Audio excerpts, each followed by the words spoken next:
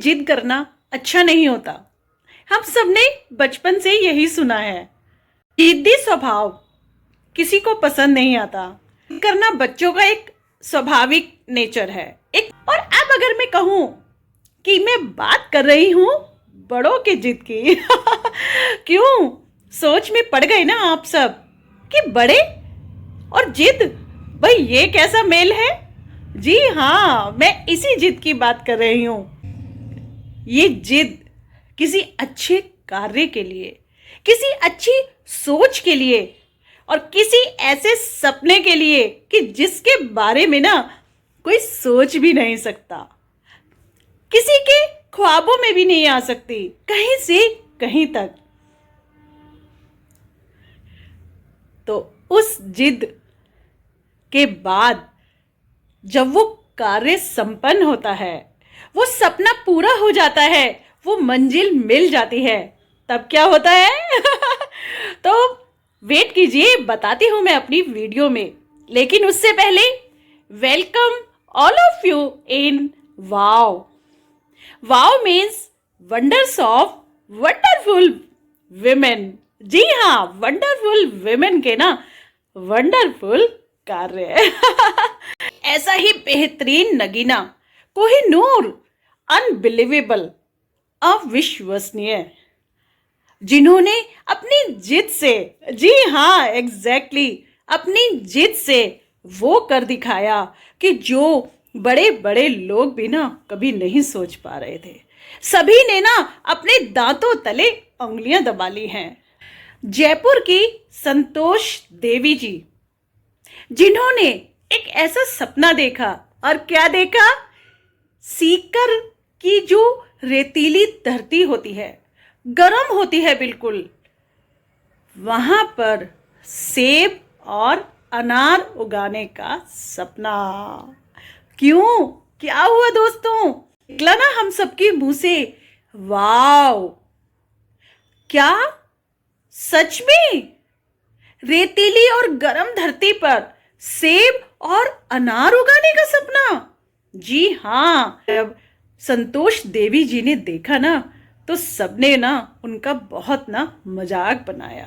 और जब संतोष देवी जी अपने इस सपने को पूरा करने के लिए सेब और अनार के पौधे लेकर आई ना, उस गर्म और रेतीली धरती, अपने धरती पर उगाने के लिए अपने गांव बेरी में, तो सब व्यक्तियों ने ना बिल्कुल इनकार कर दिया, मना कर दिया। बोले ये इम्पॉसिबल है, ये कभी नहीं हो सकता। सेब और अनार इस गर्म रेतीली ऐसी बंजर जमीन पर, ये तो कभी नहीं हो सकता, कभी भी नहीं हो सकता। तो सोचिए आगे क्या हुआ होगा। चलिए मैं बताती हूँ, सुनेंगे। जो कृषि के जो जानकार होते हैं, जो खेती के जो विशेषज्ञ होते हैं, उन्होंने भी बिल्कुल इनकार कर दिया कि इस गर्म और रेतीली और बंजर जमीन पर ना सेब और अनार तो क्या कुछ भी नहीं उग सकता। आप अपना ये सपना छोड़ दीजिए। लेकिन हमारी नारियां जो एक बार ठान लेती है ना तो फिर पीछे नहीं हटती हैं। संतोष देवी जी ने कहा नहीं, मैं अपने इस सपने को ना साकार करके दिखाऊंगी, पूरा करूंगी अपना ये सपना। इसी गरम रेतीली और बंजर जमीन पर ना सेब और अनार उगा कर दिखाऊंगी। लाई 10 साल लगे उन्हें, 10 साल लगे उन्हें अपने इस सपने को ना सच कर दिखाने में। लेकिन ये सपना ना उनका पूरा हुआ। जी हाँ, आप बिलीव कर सकते हैं, नहीं ना। और जानते हैं, संतोष देवी जी को ना इनोवेटिव किसान के रूप में ना बहुत पहचान मिली। कई इनामों से ना उन्हें सम्मानित किया गया। और अब एक बताती हूँ मैं आपको राज की बात। आप सोचने पर ना फिर से मजबूर हो जाएंगे और फिर से बोलेंगे वाओ, वंडर्स ऑफ वंडरफुल नारियां। सच में संतोष देवी जी को निमंत्रण मिला राष्ट्रपति भवन से देखा, जी हाँ, यकीन नहीं होता ना दोस्तों, पर ये सच है। इस साल गणतंत्र दिवस में ना उन्हें एक विशिष्ट प्रतिभागी के रूप में ना सच में इतनी उम्र में ऐसा सपना देखना, पहले तो ऐसे सपने देखने की ना कोशिश करना, सोचना और फिर उस असंभव से सपने को ना पूरा करके दिखाना। और तब जब कोई भी व्यक्ति उनके समर्थन में नहीं, उनके साथ नहीं, वो एक गर्व के, हिम्मत और साहस के और कुछ ऐसा कर दिखाने के आंसू थे ना, जहां पर उन्होंने अकेले रहकर संघर्ष किया।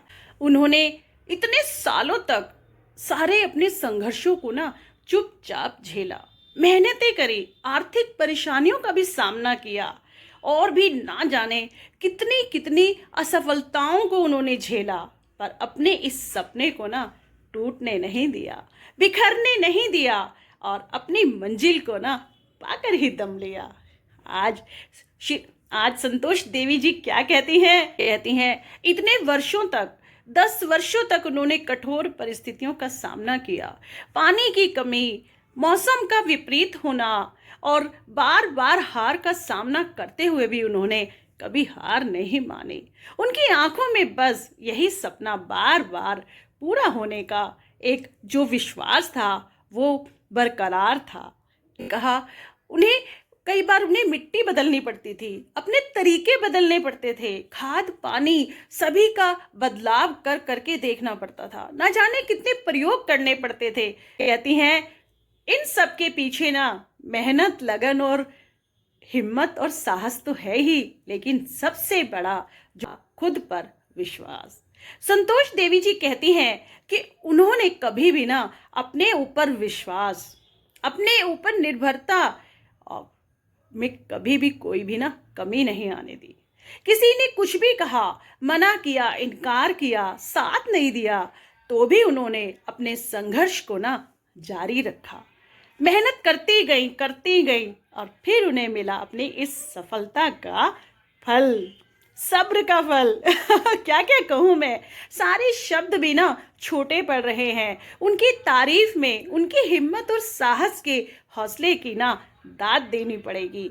वे कहती हैं कि जो लोग ना मुझे कभी पूछते नहीं थे ना, मेरे ऊपर हंसते थे, मजाक बनाते थे, और वो लोग ना आज मुझसे पूछते हैं कि तुमने ये सब ना कैसे किया।